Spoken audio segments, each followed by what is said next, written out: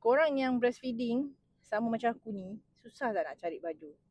Aku memang susah nak cari baju. Yelah, sebab kita ni plus size kan.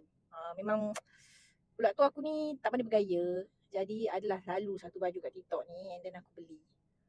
Ni, ulang-ulang pakai. Cuci pakai. Sampai anak aku pun naik bosan tengok aku pakai. Sebab apa aku suka?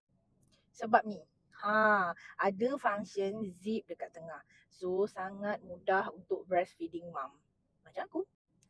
Dia punya jarak tu pun lebih sejengkal. Okay. Lepas tu kain dia kain kata. Selesa lah. Tak panas. Resap peluh. Yang penting bila basuh, kain dia tak mengembang. Walaupun nampak macam kain dia memeri, tapi dia tak mengembang, tak memeri. Selesa lah. Yang aku pakai ni saiz 2XL. Aku dah beli dah warna lain, tunggu warna lain sampai. Jadi tak adalah anak aku cakap asyik-asyik pakai baju ni, asyik-asyik pakai baju ni. Tapi sebab baju ni terlalu selesa, sama juga macam tudung sebawang ni. Aku ada 2 warna hitam. Tudung sebawang ni ada 2 warna hitam. Jadi kalau yang ni dah pakai, satu lagi aku cuci. Takut nanti orang kata, dia ni asyik pakai tudung yang sama je, tak cuci ke?